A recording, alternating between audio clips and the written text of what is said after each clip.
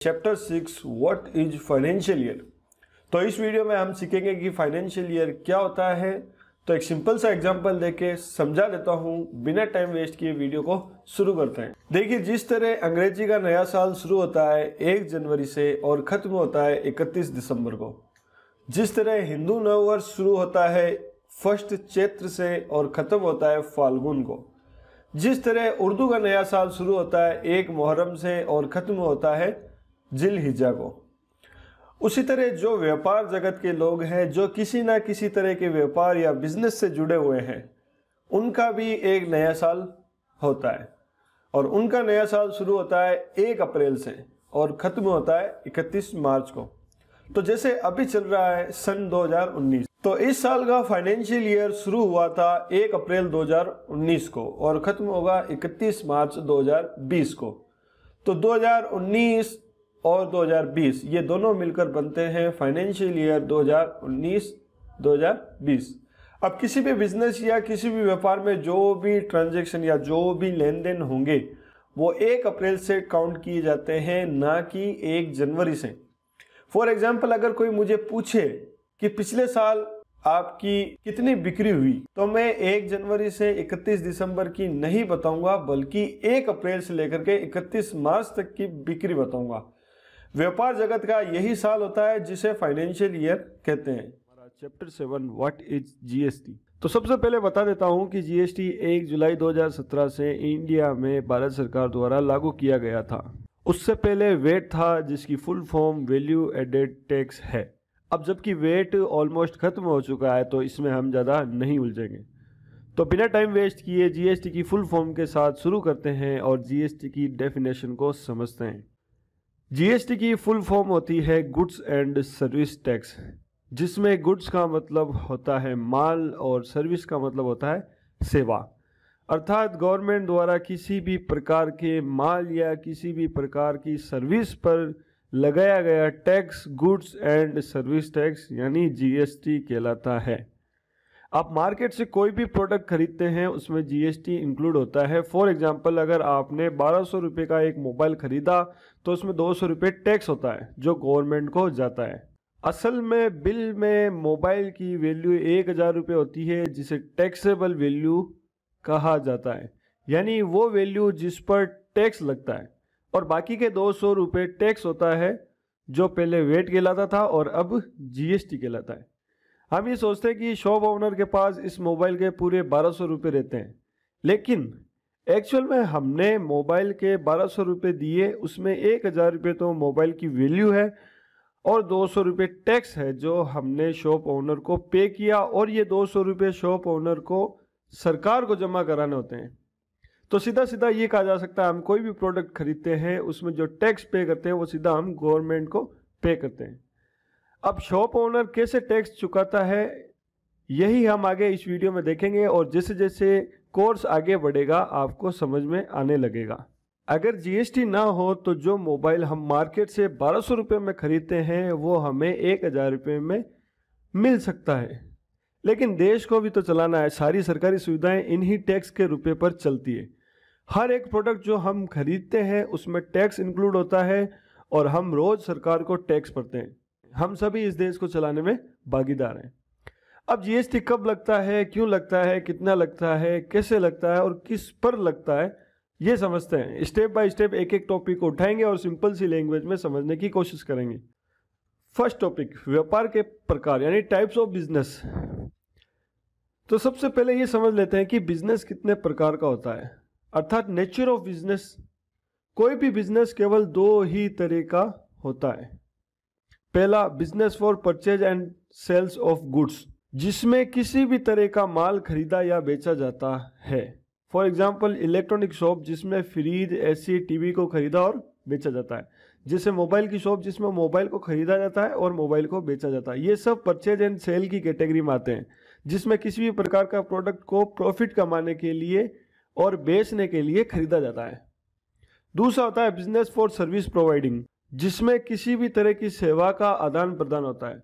For example, mobile recharge, telephone recharge, internet recharge, item repairing, hotel services, restaurant services, ये सभी services की category है जिसमें ना तो कोई माल खरीदा जाता है और ना ही कोई माल बेचा जाता है, बल्कि किसी तरह की कोई सेवा दी जाती है और प्रॉफिट अर्न किया जाता है। तो ये दो तरह के बिजनेस होते हैं, इस दो तरह की बिजनेस कैटेगरी होती है। तो अब बढ़ते हैं अपने नेक्स्ट टॉपिक की तरफ। अगला टॉपिक है who are compulsory for GST registration, यानी कि इससे जीएसटी में पंजीकरण करवाना जरूरी है। देखिए, गवर्नमेंट के रूल्स के अकॉर्डिंग जिनकी एक साल की सेल को टर्नओवर भी बोलते हैं, जिनका एक साल का टर्नओवर 40 लाख से ज़्यादा है, यानी एक साल में 40 लाख से ज़्यादा माल बेच देते हैं, उनको जीएसटी में रजिस्ट्रेशन करवाना जरूरी है। और जो एक साल में 20 लाख से ज़्यादा की सर्विसेज देते हैं, यानी मान लीजिए एक साल में 20 लाख से ज़्यादा का मोबाइल रिचार्ज करते हैं, तो उनको भी जीएसटी में रजिस्ट्रेशन करवाना जरूरी है। अब अगर किसी का टर्नओवर 40 लाख से कम है और सर्विसेज का टर्नओवर भी 20 लाख से कम है, तो भी फर्म को जीएसटी में रजिस्टर्ड करवाया जा सकता है। और जो जीएसटी में रजिस्टर्ड होते हैं उनको जीएसटी का पूरा लेन देन रखना पड़ता है, इसीलिए जीएसटी रजिस्टर्ड पर्सन को एक अकाउंटेंट की जरूरत पड़ती है। बढ़ते हैं अगले टॉपिक की तरफ। नेक्स्ट टॉपिक है हमारा document required for GST registration. GST registration करने के लिए किन किन डॉक्यूमेंट्स को जमा करवाना पड़ता है। जिसको भी जीएसटी में रजिस्ट्रेशन करवाना है उनको दिए गए डॉक्यूमेंट के साथ gst.gov.in वेबसाइट पर apply for GST registration form भरना पड़ता है। डॉक्यूमेंट में इंक्लूड है Aadhaar card of applicant, pan card of applicant, passport size photo of applicant, bank account front page of applicant, valid mobile number of applicant, proof of business address, electricity bill या दूसरी चीज, rent agreement अगर दुकान किराए पर है तो, और फर्म का नाम। ये डॉक्यूमेंट जीएसटी रजिस्ट्रेशन के लिए देने पड़ते हैं। कंडीशन के अकॉर्डिंग एक या दो डॉक्यूमेंट की और जरूरत पड़ सकती है। अप्लाई करने के बाद 3 से 5 दिन में एक नंबर मिलते हैं जिसे जीएसटी नंबर कहते हैं। तो अब हमारा नेक्स्ट टॉपिक है what is GST number. GST number क्या है? जीएसटी नंबर की full form GST identification number है और जीएसटी नंबर 15 डिजिट के होते हैं, जिसमें पहले 2 डिजिट स्टेट कोड होते हैं। जिस भी स्टेट में रजिस्ट्रेशन हुआ है उसके अकॉर्डिंग, जैसे राजस्थान का स्टेट कोड है 08। Next 10 digit pan card number of applicant, जिसने भी जीएसटी रजिस्ट्रेशन करवाया उसके पैन नंबर अगले 10 डिजिट होते हैं।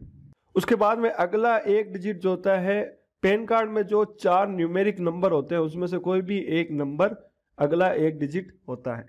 उसके बाद में अगला 1 डिजिट जो होता है बाय डिफॉल्ट जेड होता है और लास्ट का 1 डिजिट रैंडमली कुछ भी हो सकता है। तो ये होते हैं जीएसटी नंबर जो जीएसटी रजिस्ट्रेशन के अप्लाई करने के बाद में मिलते हैं। अब बढ़ते हैं नेक्स्ट टॉपिक की तरफ। Type of GST tax rates. फिलहाल करंट में आज डेट 20/11/2019 तक 5 टाइप की जीएसटी रेट्स है जो आगे जाकर के बदल भी सकती है। तो फिलहाल 5 टाइप की जीएसटी रेट्स है जो किसी भी आइटम पर या किसी भी तरह की सर्विसेज पर लगती है, जो इस प्रकार है। 0% वो आइटम या सर्विसेज जिन पर कोई भी जीएसटी टैक्स नहीं लगता, जैसे खाद बीज, दूध या अंडे। 5% वो आइटम या सर्विसेज जिन पर 5% टैक्स लगता है, जैसे शुगर, स्पाइसेस एंड टी। 12% वो आइटम या सर्विसेज जिन पर 12% टैक्स लगता है, जैसे मोबाइल फोन्स और कंप्यूटर्स। 18% वो आइटम या सर्विसेज जिन पर 18% टैक्स लगता है, जैसे टेलीफोन या स्कूल बैग्स। और लास्ट है 28% वो आइटम या सर्विसेज जिन पर 28% टैक्स लगता है, जैसे एयर कंडीशनर, सीमेंट या लग्जरी आइटम। अब यहाँ पर हमने केवल कुछ ही आइटम का एग्जाम्पल दिया है, लेकिन बहुत सारे प्रोडक्ट हैं जिन पर गवर्नमेंट के रूल्स के अकॉर्डिंग दिए गए 5 टैक्स रेट में से कोई भी टैक्स लगता है। हमें ये जानने की जरूरत नहीं है कि किस आइटम पर कितना टैक्स लगता है, क्योंकि जितना भी टैक्स लगता है वो बिल पर लिखा हुआ होता है और दुनिया में बहुत सारे प्रोडक्ट हैं, आप किन किन प्रोडक्ट की जीएसटी रेट्स जान पाओगे। बढ़ते हैं नेक्स्ट टॉपिक की तरफ।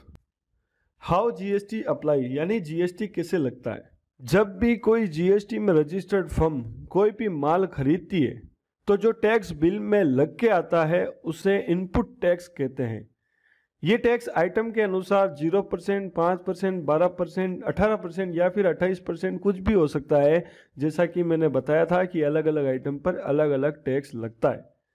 परचेज में जो टैक्स लगता है वो एक तरह से सरकार के पास डिपॉजिट होता है।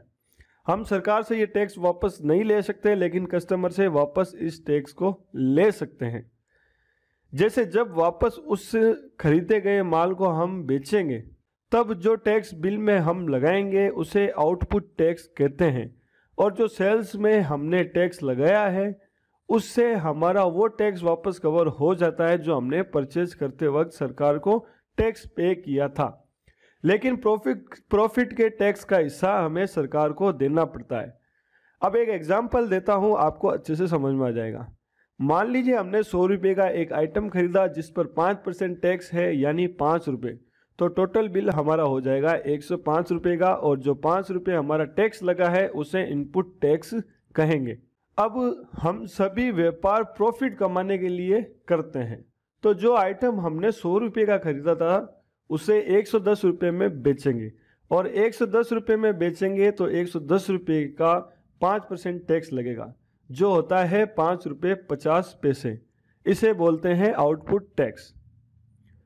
अब हमने उस आइटम पर 5 रुपये टैक्स पहले ही पे कर दिया जब हमने वो आइटम खरीदा, लेकिन कस्टमर से हमने 5 रुपये 50 पैसे टैक्स लिया, यानी 10 रुपये प्रॉफिट का 5% टैक्स 50 पैसे। इन पर सरकार का हक होता है, और ये 50 पैसे हमें सरकार को पे करने पड़ते हैं। तो इस तरह किसी भी आइटम पर जीएसटी टैक्स लगता है, और इस तरह इनपुट और आउटपुट टैक्स की कैलकुलेशन होती है। उम्मीद है आप लोगों को अच्छे से समझ में आ गया होगा। बढ़ते हैं नेक्स्ट टॉपिक की तरफ। हमारा अगला टॉपिक है how GST apply in invoice, यानी जीएसटी को बिल में किस प्रकार लगाया जाता है। जब भी हम कोई माल खरीदते हैं तो बिल में जीएसटी लग के आता है, और बेचते हैं तब जीएसटी लगाना पड़ता है। अब जीएसटी को दो तरह से वसूला जाता है। पहला है एसजीएसटी एंड सीजीएसटी, यानी स्टेट टैक्स और सेंट्रल टैक्स। जब भी कोई माल एक ही स्टेट से खरीदा जाता है या एक ही स्टेट में बेचा जाता है, जैसे मैं राजस्थान का हूं और कोई आइटम मैंने राजस्थान से ही खरीदा और राजस्थान के ही किसी शहर में बेच दिया, तो एसजीएसटी एंड सीजीएसटी लगता है, वो भी टैक्स रेट का 50-50%। फॉर एग्जांपल, एक मोबाइल जो 1000 रुपये का है जिसकी टैक्स रेट 12% है, उसे मैंने राजस्थान के ही किसी शहर में बेच दिया, तो इस प्रकार टैक्स डिवाइड होगा, जिसमें मोबाइल की वैल्यू आएगी 1000 रुपये और उस पर एसजीएसटी लगेगा 6% 60 रुपये, और सीजीएसटी लगेगा 6% 60 रुपये। तो इस तरह टोटल मोबाइल की वैल्यू हो जाएगी 1120 रुपये। दूसरा है आईजीएसटी, यानी इंटर स्टेट टैक्स। जब भी कोई माल किसी दूसरे स्टेट से खरीदा जाता हो या किसी दूसरे स्टेट में बेचा जाता हो, जैसे मैं राजस्थान का हूं और कोई आइटम मैंने पंजाब से खरीदा, तो आईजीएसटी टैक्स लगता है, वो भी जितनी टैक्स रेट है उसका 100%। फॉर एग्जांपल, एक मोबाइल जो 1000 रुपये का है जिसकी टैक्स रेट 12% है, उसे मैंने राजस्थान में नहीं पंजाब के किसी कस्टमर को बेचा, तो इस प्रकार टैक्स डिवाइड होगा, जिसमें मोबाइल की वैल्यू आएगी 1000 रुपये और आईजीएसटी लगेगा पूरा 12% 120 रुपये, तो टोटल हो जाएगा 1120 रुपये।